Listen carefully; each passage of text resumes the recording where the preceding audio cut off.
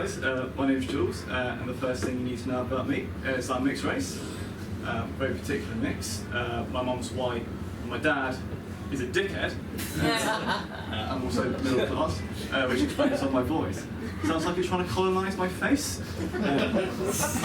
I grew up in a white house in a very white neighbourhood, so despite having an afro, I would describe my style and vibe as white geography teacher on the last day of term.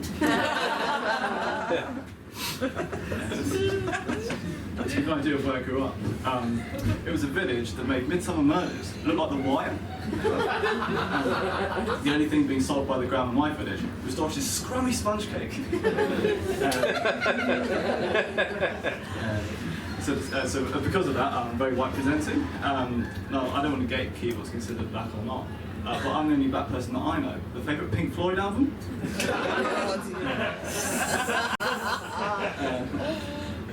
So I really do have a lack of black credentials. I use the word credentials for starters. I said, the Hot Jerk Chicken was a character in Angry Birds. I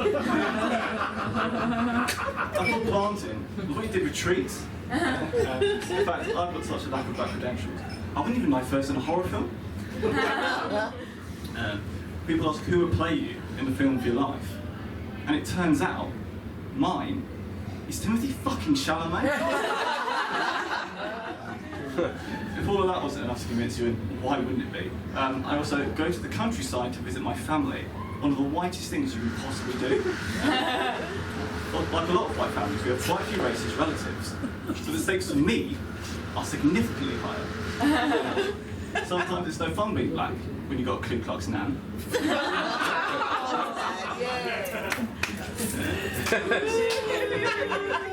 So yes, I experienced racism, but they're middle class. So it's not just racism, it's M&S racism. I think that being black in the countryside is a bit like being a rare species of bird. A lot of old white people stare at you because they can't believe they've seen you in the wild and are afraid to make any sudden movements. Second thing about me is that I'm vegan. But don't worry, it's only 60% of my personality. I recently convinced my girlfriend to go vegan because my ego got too big for just me to carry. Our favourite thing to do is make vegan pizza together. Just can't top it. The things haven't all been smooth sailing. Our love life hasn't been what it was. In fact, you could say, much like our diet, our love life's gone meat-free. Recently, one of us sent an aubergine emoji. It wasn't sexy. It's just what we're having for dinner. So we are trying to spice things up. Me and my girlfriend went to a vegan Caribbean restaurant the other day. Now, I don't know if you've ever felt yourself take part in gentrification in real time before.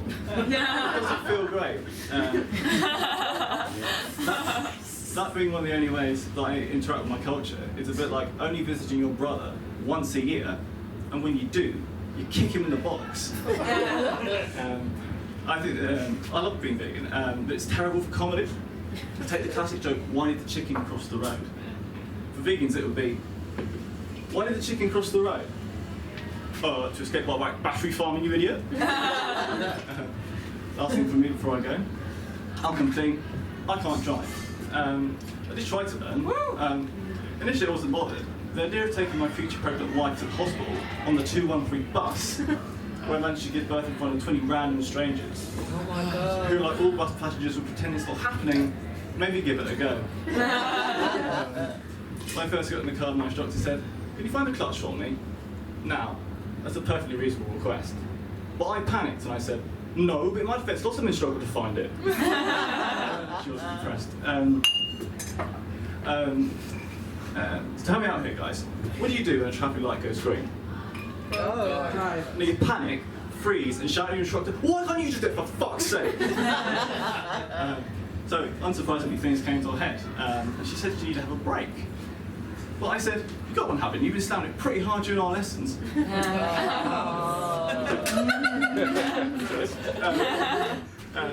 So it's pretty clear that driving lessons weren't working out. So I started to park them and leave the dark side behind me. You may have had driving lessons, but I had a crash course. Thank you very much, Jules.